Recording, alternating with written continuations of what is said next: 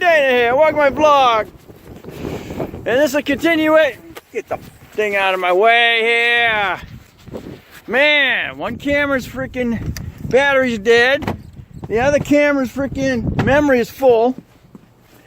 So now I'm relying on the phone.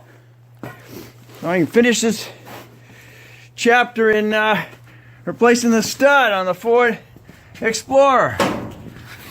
Well, as you just saw, I got the newest one from the dealer, and I think that's gonna work.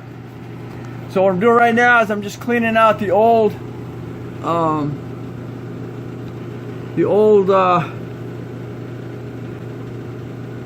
man, can't think of the name of it. Where the old grips went in and dug into the hub, and I've cleaned that out so it's all smooth, so the new one can go in and make its own grips. So those grips keep the nut from spinning, or the stud from spinning when you tighten it down. Also locks it in so it keeps it from popping out when you got to put the rim on. So stay still. Alright, so here we are. Use my little, use the little grinder there to go right in and clean out the insides of that, and that'll make way for the new one. And I don't know what the difference is was in it, other than it's just a tad bit thinner. And at least now it'll go up to it'll go up over the main part of the stud, so it's grabbing. This is the other one, and it won't even. Which one is that? Oh, that's it.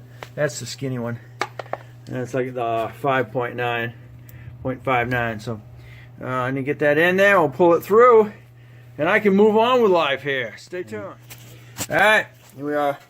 Got her started.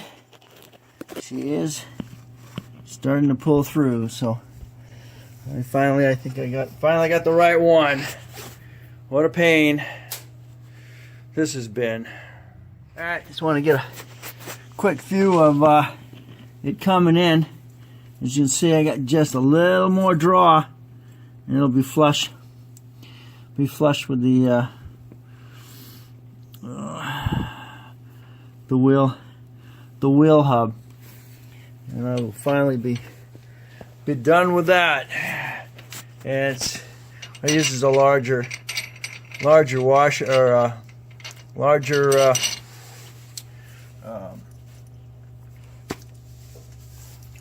larger nut than the actual stud is. So it's pulling through. It should be flush here in a second. All right, here we are. As you can see, the old ones, and there's the new one, and they're just about the same drawer up in there. Oh man, has this been a pain. Now this is the dealer. This was the dealer stud. So going around all over the darn place. And but I did clean out the hole. So I got the knurls, make the knurls, clean up the knurls in there, and then so it was all flush, and then slide that in a little bit. Use the next size.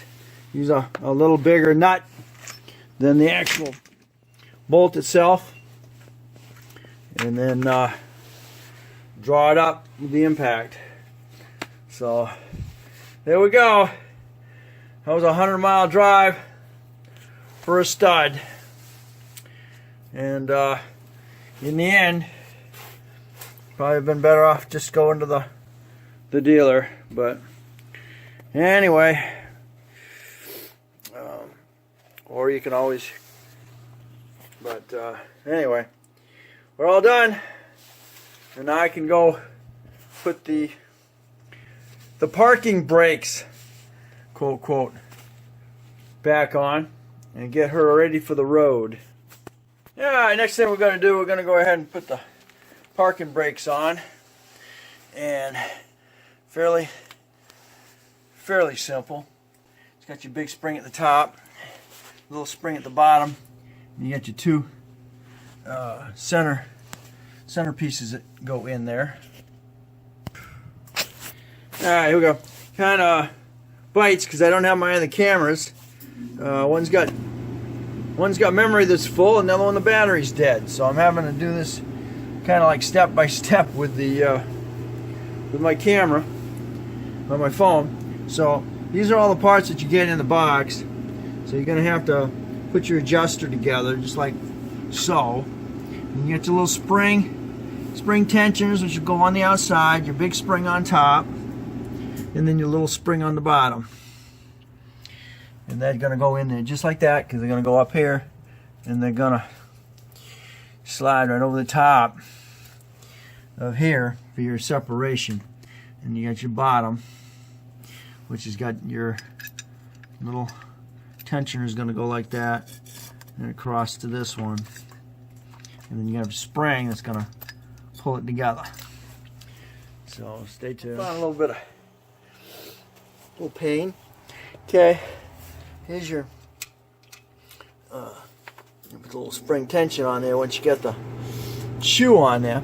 Well, you got to go through here in the back here and put it in there, and then this one here down below, this little puppy right here, you got to go in behind that. As you can see, what I had to do is I had to use a magnet so I can hold on to it a little moment. Not fun. Okay, just something to point out. You can see how that is like a flathead. It's got to go through here, and then it's got to spin. Once it spins, it locks in place. And that's going through that upper part of the brake shoe. So you got to compress that, and you got to push that through, and then you got to turn it. All right. There we go. That's what we're supposed to look like coming off that top of that, and it just keeps it sitting there. That's all it does.